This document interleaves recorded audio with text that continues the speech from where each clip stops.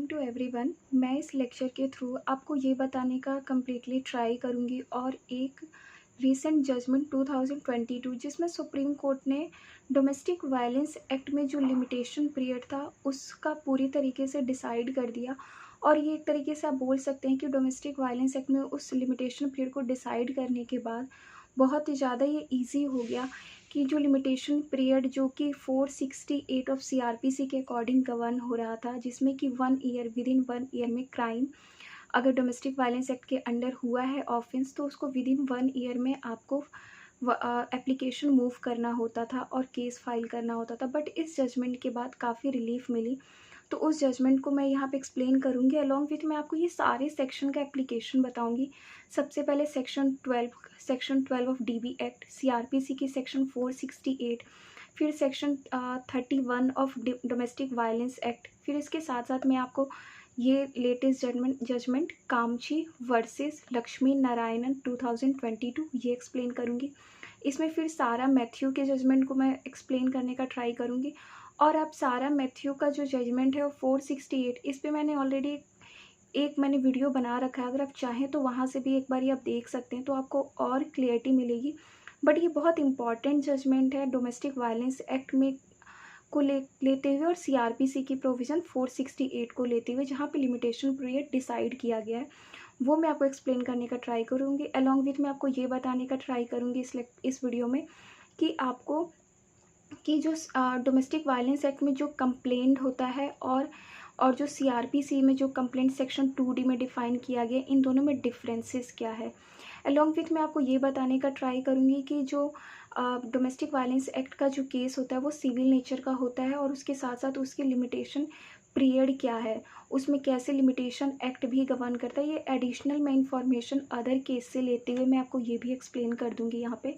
Limitation act का section 22 along with इसके साथ साथ ये एप्लीकेशन होगा 472 ऑफ सीआरपीसी और सेक्शन 3 ऑफ डीबी एक्ट, ये भी मैं आपको एक्सप्लेन करने का ट्राई करूँगी कि कैसे यहाँ पे डोमेस्टिक वायलेंस एक्ट में ये प्रोविज़न आता है लिमिटेशन एक्ट का, और अलॉन्ग विथ 472 ऑफ सीआरपीसी।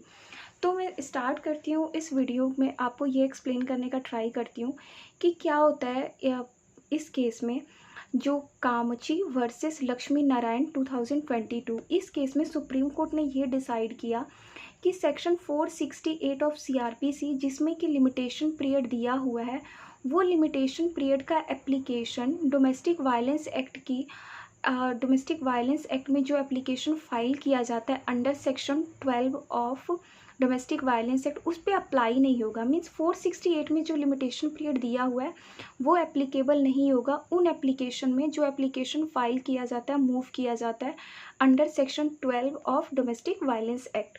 तो 468 ऑफ सीआरपीसी में क्या है, इसमें दिया हुआ है कि अगर कोई ऑफेंस जिसकी पनिशमेंट 1 ईयर की दी हुई है, उसे विद इन 1 ईयर में ही उसका लिमिटेशन पीरियड होता है, विद इन 1 ईयर में आपको केस फाइल कर देना होता है उस ऑफेंस के अगेंस्ट।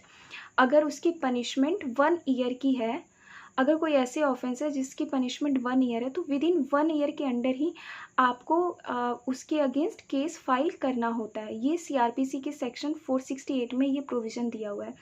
तो कोर्ट ने यहाँ पे ये बात बोली कि जो सेक्शन 12 में जो एप्लीकेशन मूव किया जाता है, इस स्टेज पे क्या होता है, इस स्टेज पे जो प्रोटेक्शन ऑफिसर होते हैं वो दोनों पार्टीज़ को पहले सुनते हैं और जो भी मटेरियल एविडेंस होता है उसे रिकॉर्ड करते हैं। उसके बाद वो एप्लीकेशन जो मूव किया जाता है उसके अगेंस्ट वो ऑर्डर देते हैं under section 12 of domestic violence act. फिर क्या है, सेक्शन 31 में ये दिया हुआ है, section 31 of domestic violence act, इसमें ये प्रोविज़न दिया हुआ है कि any breach of an order, मतलब कोई भी अगर ब्रीच होता है कौन से ऑर्डर का अंडर सेक्शन 12, अगर इसमें जो ऑर्डर दिया गया अगर उसका ब्रीच होता है, तो उसके ब्रीच होने पे जो उसकी इम्प्रिजमेंट दी हुई है, जो पनिशमेंट दी गई है, वो 1 ईयर की दी गई है और फाइन दिया है। दोनों में से कोई भी हो सकता है, और वर्ड यूज किया गया, या तो 1 ईयर का इम्प्रिजमेंट दिया जाएगा या फाइन। अगर कौन सा ऑर्डर का ब्रीच होगा, ऑर्डर जो यहाँ पे ऑर्डर पास किया जाता है, अगर इसका ब्रीच होता है तो इसका punishment under section 31 of domestic violence act में दिया हुआ है, जो कि 1 ईयर का है, और फाइन। तो फिर यहाँ पे ये हो रहा था कि यहाँ पे जो 1 ईयर का जो टाइम दिया हुआ था, तो जहाँ पे 1 ईयर की पनिशमेंट होती है, वहाँ पे विदिन 1 ईयर में ही उसके अगेंस्ट केस फाइल किया जाता है। मीन्स या तो कंप्लेंट किया जाता है या तो एफआईआर, जो कि अंडर सेक्शन 468 में ये प्रोविज़न दिया हुआ है। तो ये यहाँ पे भी एप्लीकेबल होगा। तो कोर्ट ने यहाँ पे ये डिसाइड किया कि यहाँ पे जो ब्रीच का जो पीरियड जो होगा वो तब से स्टार्ट होगा जब यहाँ पे ऑर्डर दे दिया जाता है, और उस ऑर्डर के देने के बाद के पीरियड से काउंट किया जाएगा, ना कि जो वो ऑफेंस हुआ है वाइफ के अगेंस्ट उस डे से स्टार्ट होगा। इसमें जो ऑर्डर कोर्ट देती है, अगर उसका ब्रीच हो जाता है, उसके बाद जो यहाँ पे जो कोर्ट ने यहाँ पे बताया हुआ है कि यहाँ पे जो सेक्शन 12 में जब ब्रीच होता है तो यहाँ पे 1 ईयर का जो इम्प्रिजमेंट दिया हुआ है, ये पीरियड स्टार्ट होगा इस ऑर्डर के ब्रीच के बाद स्टार्ट होगा, ना कि जब ऑफेंस हुआ है।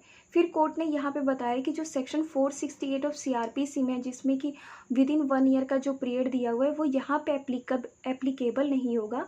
यहाँ पे एप्लीकेबल यहाँ पे इस स्टेज से होगा जिस स्टेज पे यहाँ पे इसमें जो ऑर्डर दिया हुआ है, अगर उसका ब्रीच हो जाता है तब अप्लाई होगा ये। कोर्ट ने यहाँ पे सारा मैथ्यू के भी केस को रेफ़र किया। सारा मैथ्यू के केस में भी यही डिसाइड किया गया था कि जो टेकिंग ऑफ कॉग्निजेंस है वो स्टार्ट तब होता है जिस डे एप्लीकेशन मूव किया जाता है। तो ये यहाँ पे भी जो ये एप्लीकेशन यहाँ पे मूव किया जाता है, इसके बाद जो कोर्ट ऑर्डर देती है, अगर उसका ब्रीच होता है उस ऑर्डर के बाद, उस डे से वो पीरियड काउंट होगा। तो कोर्ट ने यहाँ पे ये डिसाइड किया सारा मैथ्यू के जजमेंट को रेफ़र करते हुए। अलॉन्ग विथ कोर्ट ने यहाँ पे ये भी बोला कि जो सीआरपीसी में जो कंप्लेंट डिफाइन किया गया है अंडर सेक्शन 2D और जो डोमेस्टिक वायलेंस एक्ट की रूल 2B में दिया हुआ, इन दोनों में डिफरेंस है। और ये इसका कंपेयर यहाँ पे जो सीआरपीसी में कंप्लेंट 2D में डिफाइन किया गया उससे कंपेयर नहीं किया जा सकता, और वो प्रोसीजर भी फॉलो नहीं होता है जो कि यहाँ पे कंप्लेंट बेस्ड केस में होता है, जो आपको भी पता है कि चैप्टर 25 में दिया हुआ है और सेक्शन 191A में दिया हुआ है। कोर्ट ने ये भी डिसाइड किया। ये इस पूरे केस का जजमेंट है। फिर मैं आपको यहाँ पे एडिशनल इन्फॉर्मेशन देती हूँ कि यहाँ पे क्या होता है। जो भी आप जब सेक्शन 3 पढ़ेंगे डोमेस्टिक वायलेंस एक्ट का, तो उसमें जितने ऑफेंसेस दिए हुए हैं, सेक्शन 3 क्या डिफ़ाइन करता है, डोमेस्टिक वायलेंस डिफ़ाइन करता है। उसमें जो भी ऑफेंसेस दिए हुए हैं वो एक कंटिन्यूइंग ऑफेंसेस हैं। वहाँ पे सारे ऐसे ऑफेंसेस हैं जो कि एक कॉन्टिन्यू बेस पे हो रहा है। कोर्ट ने वो यहाँ पे सारे कॉन्टिन्यू बेस पे ऑफेंसेस होते हैं। तो यहाँ पे जो सेक्शन 22 ऑफ लिमिटेशन एक्ट है वो अप्लाई होता है, और सेक्शन 22 ऑफ लिमिटेशन एक्ट ये बात बोलती है एवरी मोमेंट, मतलब जो भी मोमेंट स्टार्ट होता है, जब टॉर्ट स्टार्ट होता है उस ऑफेंस के अगेंस्ट, वहाँ से लिमिटेशन पीरियड स्टार्ट होता है। फिर आप सेक्शन 472 ऑफ सीआरपीसी पढ़ेंगे, वो भी सेम प्रोविज़न है जो लिमिटेशन एक्ट की प्रोविज़न सेक्शन 22 में दिया हुआ है। आप इन दोनों सेक्शन को एक साथ पढ़िएगा तो आपको क्लियर हो जाएगा सेक्शन 22 ऑफ लिमिटेशन एक्ट और सेक्शन 472 ऑफ सीआरपीसी, जो दोनों में ही कॉन्टिन्यूइंग ऑफेंस को एक्सप्लेन किया गया है। तो जो भी यहाँ पे डोमेस्टिक वायलेंस एक्ट में भी होता है ना, वो भी एक कॉन्टिन्यूइंग ऑफेंस होता है। तो यहाँ पे उस डे से स्टार्ट होता है जिस डे से वो ऑफेंस स्टार्ट होता है, जिस डे से वो ऑफेंस का होना पीरियड स्टार्ट हो जाता है। मान लीजिए आज जो कोई ऑफेंस हुआ इस डे को, तो इस डे से वो जब तक चलता रहेगा जब तक कि उस ऑफेंस का कॉन्टिन्यूस पीरियड में होता रहेगा, ना कि फर्स्ट डे जिस डे उस ऑफेंस को किया गया था। अगर ये चलता जा रहा है पीरियड डोमेस्टिक वायलेंस में, तो ये यहाँ पे ये काउंट किया जाएगा।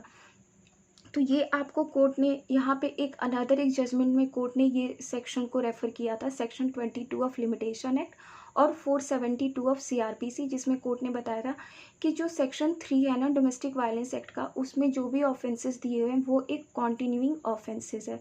तो आप इन दोनों सेक्शन को पढ़िएगा। और एक और चीज़ बोल दूँ कि अब जो लिमिटेशन पीरियड है जो 1 ईयर का था, कि जो एप्लीकेशन यहाँ पे सेक्शन 12 में जो मूव किया जाता था जो 1 ईयर का, तो उसे कोर्ट ने हटा दिया और ये इस्टेब्लिश किया है कि ये जो ऑफेंस है और जो इस ऑफेंस के अगेंस्ट वो पीरियड उस डे से काउंट होगा जिस डे यहाँ पे ऑर्डर दे दिया जाता है, और उस ऑर्डर को फॉलो जब नहीं करती है वो पार्टी, अपोजिट पार्टी, तो वहाँ से उस डे का लिमिटेशन पीरियड काउंट होगा, ना कि जब वो ऑफेंस हुआ था तब से काउंट होगा।